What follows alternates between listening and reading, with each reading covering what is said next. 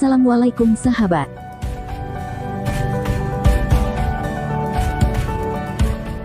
Karawang merupakan kabupaten di Jawa Barat yang berbatasan dengan Bekasi. Wilayah ini identik sebagai salah satu kawasan industri di Indonesia. Seperti daerah lainnya, Karawang juga memiliki beberapa tempat petilasan yang banyak didatangi orang. Bahkan, menyimpan kisah-kisah yang bikin penasaran. Jika kamu tertarik untuk berwisata religi, simak video berikut ini.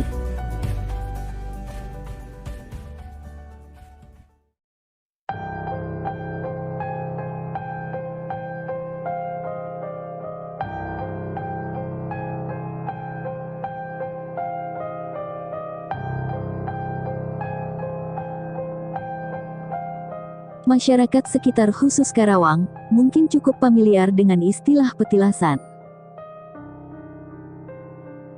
Kata ini yang menuju tilas, atau yang berarti bekas, di mana merupakan suatu tempat yang pernah didatangi atau ditinggali seseorang yang mempunyai jasa besar dalam kehidupan. Dalam hal ini, seseorang yang pernah tinggal dan mendatangi suatu tempat tentunya merupakan orang penting. Dan lantaran hal tersebut, di tanah Karawang sendiri, tercatat cukup banyak petilasan yang pernah ditinggali atau didatangi orang-orang hebat tersebut.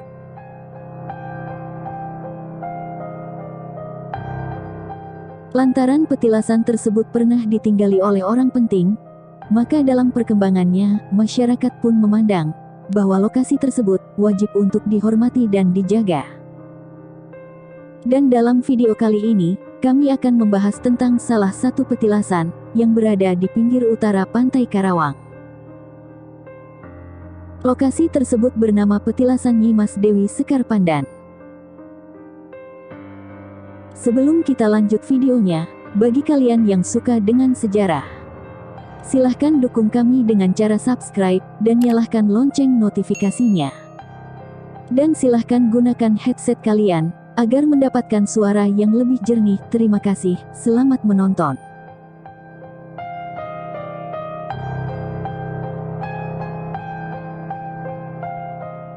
Sejarah Nyi Mas Dewi Sekar Pandan. Sejarah Nyi Mas Dewi Sekar Pandan beralamatkan di Kampung Dobolan, Desa Sedari, Kecamatan Cibuaya, Kabupaten Karawang.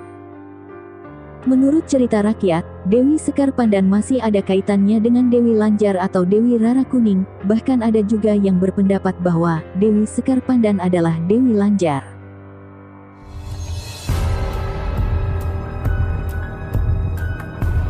Konon, nama Dewi Sekar Pandan hanya sebuah sebutan orang terdahulu di Karawang.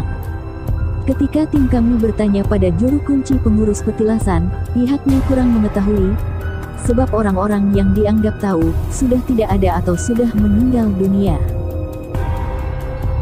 Awalnya ada Pandan, awalnya. Ya alhamdulillah, ya dari selusur sama orang tua langsung dibangun aja udah kasih kasih. Itu saja. Pandan, Ibu Sekar Pandan, asal kecil. Cuman dia itu cuman suruh ngurusin doang. Atau ada yang jaga jadi jaga yang sering jaga.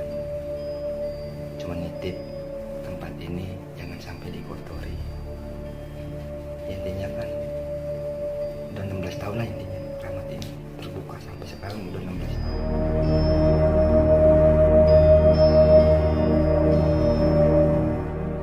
Menurut juru kunci, tempat tersebut dahulunya adalah persinggahan Ibu Sekar Pandan yang berasal dari Cirebon. Disebut Sekar Pandan karena lokasi tersebut banyak ditumbuhi pohon-pohon pandan yang hingga saat ini masih berdiri kokoh di belakang bangunan petilasan. Adapun riwayat lain mengatakan, tempat tersebut adalah titik lurus Dewi Lanjar. Diceritakan, konon pada zaman dahulu, hiduplah seorang putri cantik bernama Dewi Rara Kuning.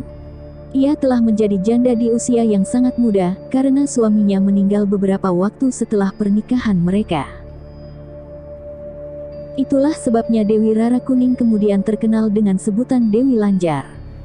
Karena hal tersebut, Dewi Lanjar memutuskan untuk meninggalkan kampung halamannya agar tidak terus-menerus dirudung duka. Setibanya di Sungai Opak, ia bertemu Raja Mataram Panembahan Senopati bersama Mahapatih Singaranu, yang sedang bertapa mengapung di atas air sungai. Dewi Lanjar mengutarakan isi hatinya, dan berkata tidak akan menikah lagi. Panembahan Senopati dan Mahapatih Singaranu merasa kasihan. Kemudian menasehatinya agar bertapa di pantai selatan menghadap Ratu Kidul. Selanjutnya mereka berpisah. Panembahan Senopati beserta patihnya melanjutkan bertapa menyusuri Sungai Opak. Sedangkan Dewi Lanjar menuju pantai selatan. Sebelum ia sampai ke pantai selatan, Dewi Lanjar singgah di Keramat Pandan untuk beberapa waktu yang tidak bisa ditentukan.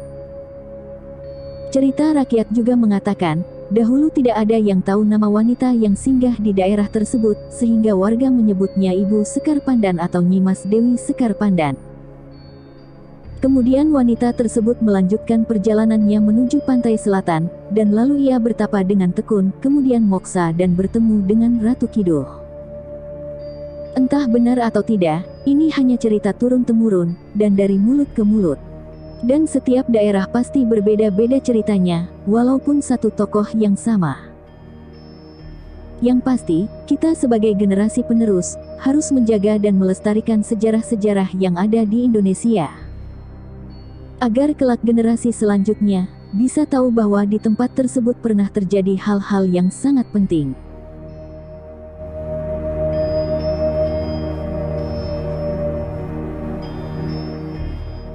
Jika kalian ingin berkunjung ke Keramat Nyimas Sekar Pandan, sebaiknya menggunakan sepeda motor. Sebab, akses jalannya cukup sulit, dikarenakan keberadaannya tepat di pinggir pantai. Dan harus melewati tambak-tambak ikan serta menyusur pantai, untuk bisa mencapai tempat tersebut. Warga pun berharap, kepada pemerintah daerah, maupun pemerintah setempat, agar tempat bersejarah tersebut dijadikan cagar budaya Karawang. Agar bisa menjadi destinasi wisata religi bagi banyak orang. Dan membuatkan jalan yang lebih besar, agar bisa dilalui sepeda motor, maupun mobil dengan nyaman.